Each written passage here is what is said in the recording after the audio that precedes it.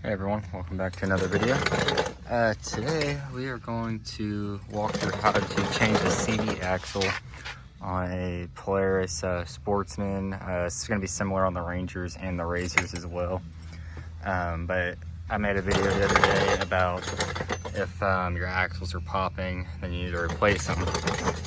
So that's what we're going to be doing today. Sorry if the noise is just a metal chair. But to get started, go ahead, if you don't have it, you might not have this little rubber boot on it, but if it does, just pull it off just like that. If you can't get it off by hand, just use a rubber pliers, or sorry, not a rubber plier, just pliers to do it. Let's go ahead and pop this wheel off and get that going. Let me reset y'all up. All right, so I'm gonna go ahead and remove this little cotter pin. This is from the axle nut. So I usually use a pair of dikes like this. You can kind of see I'm just kind of prying and pulling it out. And it comes out. You see that? The new axle that you put on should come with one.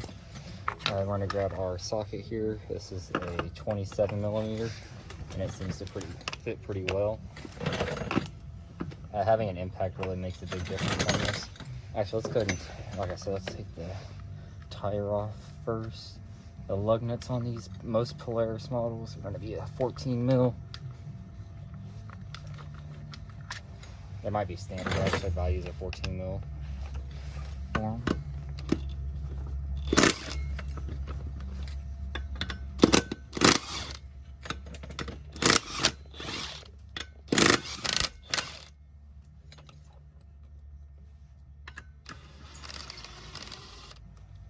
I usually try to get them as close to the end as I can and just throw them off by hand so I don't lose them, because the impact will make them go pretty far away. There we go. And it's very muddy under here, but anyways, go ahead and grab, make sure y'all can see good. Having impact really makes a big difference on that. Most Polaris are going to have your nut and two little washers. Your new axle should come with those, so don't worry if you lose them. I mean, don't want to get rid of them just to get rid of them. You can see we need some brake pads here, and this caliper is locked and frozen. But anyways, it's very muddy under here. So now what you gotta do is you gotta take your brake caliper off, which is right here. And to do that, it should be a 15mm. Okay, and that is right. So you usually give it a few good whacks. Ratcheting wrench is really helpful. If you don't have any, I highly recommend them. These are a set of gear wrenches. I think it has like 8 standard and 8 metric. Pretty good kit. I've been really happy with it so far. And I'll show up under here too. You see there's this nut right there. Sorry, right there. That's what I'm gonna do now.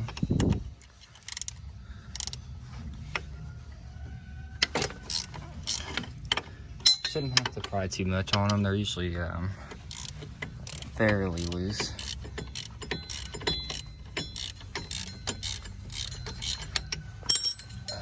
And then since it's just into, or actually it does run through steel, my bad. Sorry, this angle's not the best. All right, got that out of there, and your brake caliper should just kind of drop right off like that and slide off. And you can just let it swing out of the way. These brake lines are pretty sturdy. And then now your hub should be loose-ish. You'll still probably have to pry it. Let's get y'all set back up over here.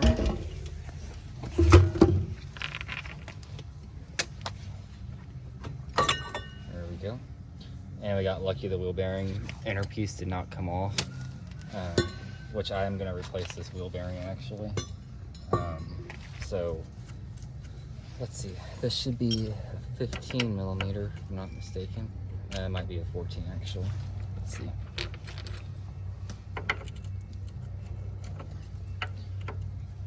Seems like it might be standard.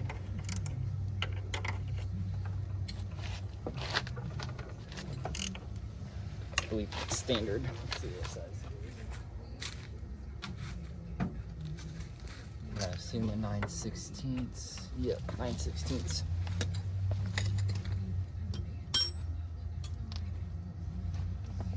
Sorry, this will be a little bit of a lengthy video. I'm trying to make it to where I don't have to edit too much, and then y'all can see kind of in real time how long it's going to take you to do this.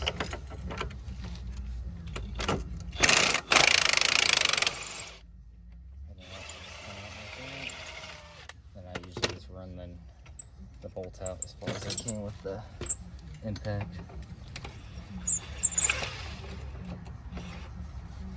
Good little trick you can do is take the open end of the wrench, put pressure on the nut just like that, and then I usually thread the nut back onto the bolt, and then you should be able to, you can see that bearing was completely shot. All the ball bearings just went everywhere, all over the ground. But you should be able to pry the axle out of here. It's going to be snug. Be careful not to pinch your fingers either. There you go, just like that. And then you're going to give it a good tug, except I couldn't because the inner piece, let me show you what happened. So the inner cup got stuck in there. So let me show you what you got to do in this case. Sometimes you can get some pry bars back there and pry, but you got to be careful not to break the transmission case. Give me a second, let me go get a neat little tool. Alright, so here's our, what you're going to need is a slide hammer. This one's the Maddox brand from Arbor Freight, and it works pretty good. And you'll see it comes with this adapter, and this adapter is actually used for vice grips. So let me get the vice grips and I'll show you how that goes on there. Alright, so you got your vice grips. All you're going to do is unscrew this adjustment knob.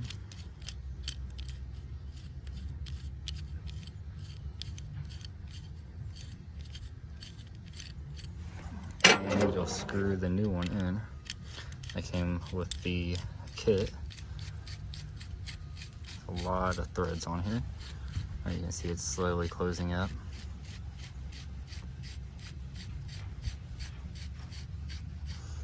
And then what I'm going to do now is go pinch this onto the cup on the four-wheeler, and we will slide the slide hammer on. Alright, time to see if this works. Sometimes it works and sometimes it doesn't. So what we'll do is slide this in there and give it a few turns in. Make sure it has plenty of threads. You'll see this hammer slides on this rod just like that. So, oh man, okay, well we slid the rubber piece off of the cup. So now the rubber piece is off the cup, you can actually clamp down on the metal.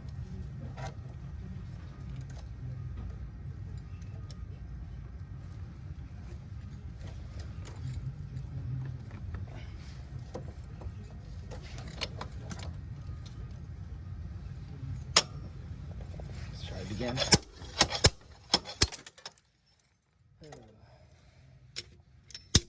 one's on there pretty good. Let's get it.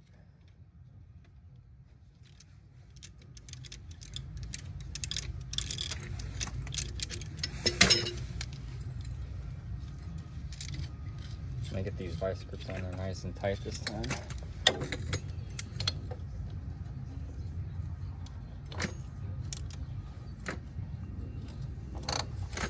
Got another idea too. What I'm going to do is put a socket on the end of the wrench here. I'm going to put that rod on the end of the vice grip. I'm going to get a bunch of leverage on it. Snap it closed.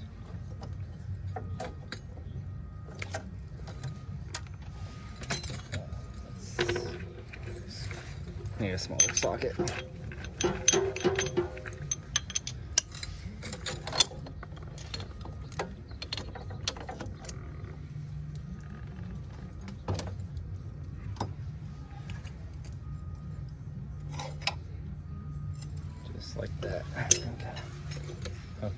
tight enough.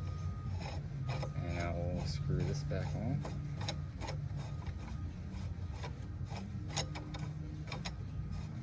And we'll get the good wax. Guess I keep repeating this, and it should eventually come out. I'll let y'all know when it does. Alright, so I finally got it. The contraption is put a bolt and nut in there that's barely big enough and tighten it down, and then put vice grips on the sides to hold that from sliding out, and then put a vice grip around the bolt, and they popped right out. Now let me go ahead and get it out and get these things unhooked.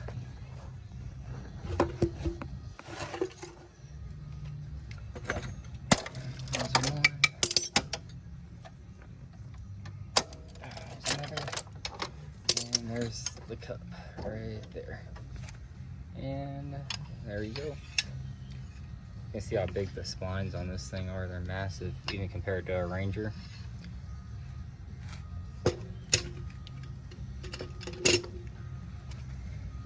Alright, so next I'm going to go ahead and get this wheel bearing right here. I'm going to go ahead and replace it. And then I will tune back in with getting ready to go in with the new axle.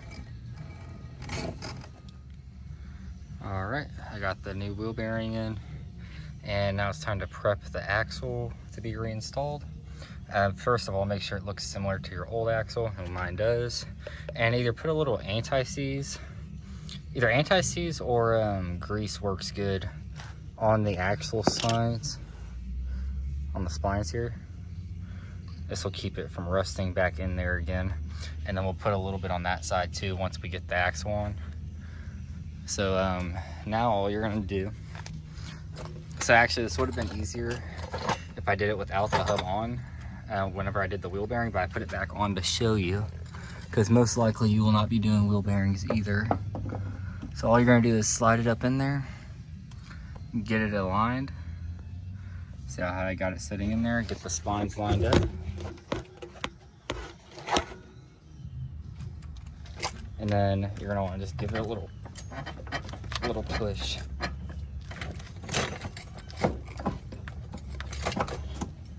Just like that, and it should pop in there.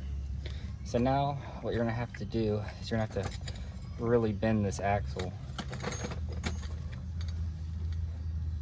to get it inside the bearing in here.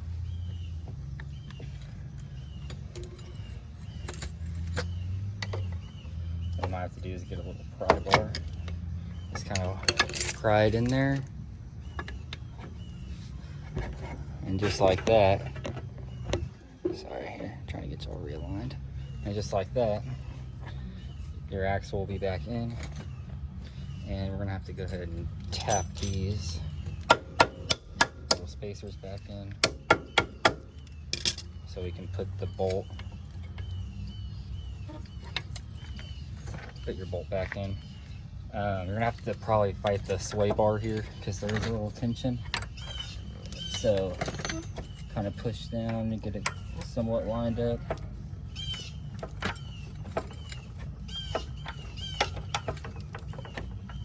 It would be easier if you had an extra set of hands, or if you have to, you can take the shock or the sway bar off.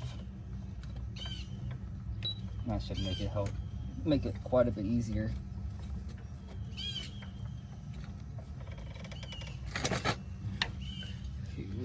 All right. Grab a screwdriver.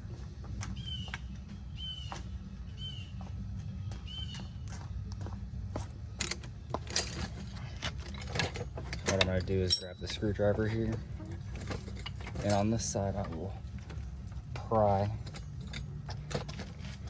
while I put the bolts in on the other side, just like that. And then we will give it a few little taps in there. Spin it a little bit.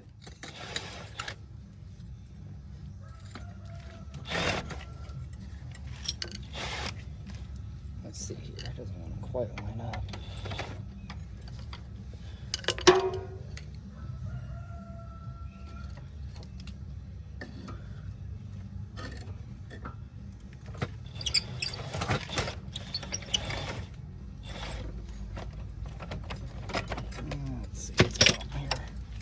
There we go. And then you'll grab your nut and spin that thing back on there. Here it is. And this is a 5/8, if you forgot. Oh, where'd my 5/8 go? There it is.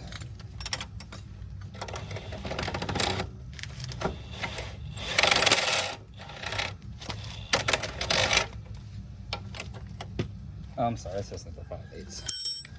My bad, everyone. I lied. This. Which one was it? It was the 9/16. That's what it was. I got confused. My bad. It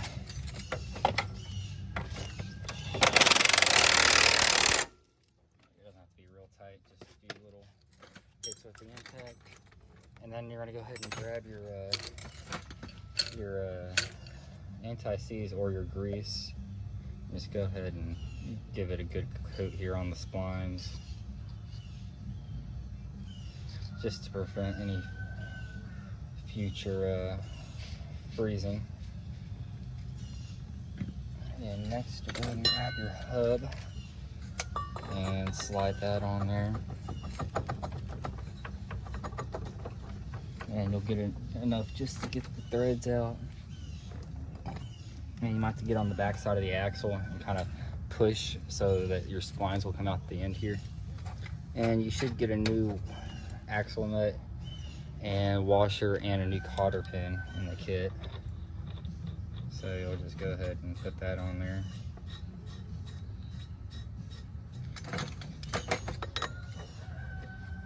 It's a 30.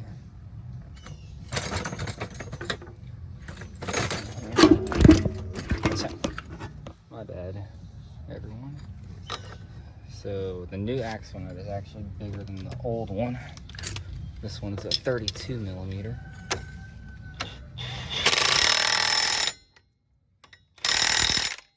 I usually get that pretty snug and just enough to, you know, keep it from coming off.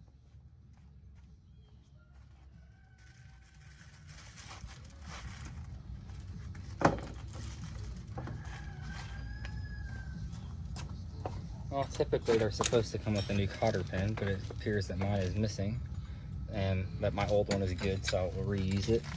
But if yours breaks off and you're taking it off, and you'll have to replace it, of course. Just like that. Then you can put your rubber cap back on too if you want.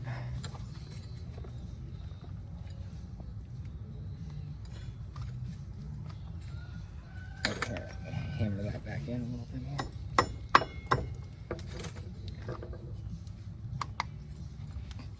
And then these little rubber caps, you just kind of give them a little twist while you're pushing, and they'll go on.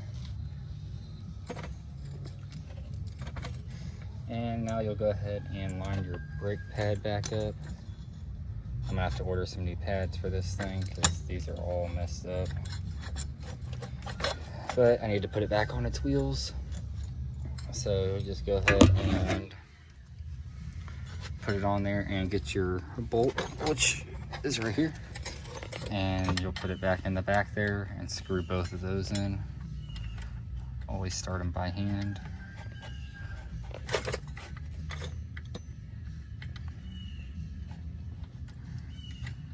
This one.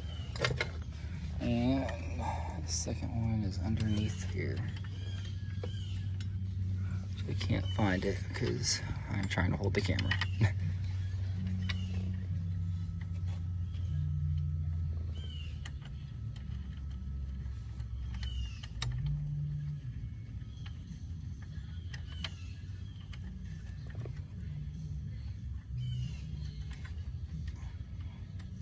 Sorry, it's the most professional video since I'm by myself today. But grab our 15 millimeter ratchet and wrench, and we'll just go ahead and tighten it up. Oh, apparently this isn't in there all the way.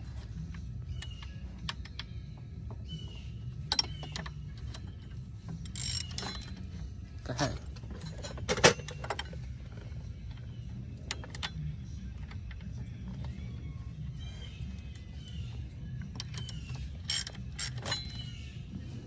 Let me turn the camera back on once I get these tightened. You get the point. All right, now that that's on, we're gonna go ahead and get the wheels and tires and put them on. I actually got some new ones, so let me go get the new ones and we'll slap them on.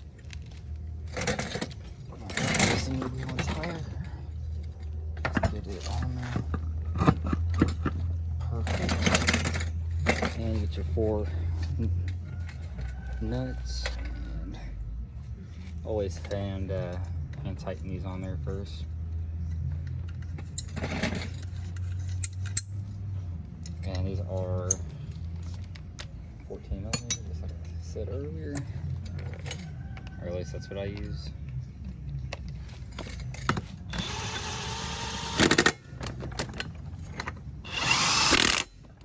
Get them fairly snug. This impact's very strong, so I don't really do too much on it.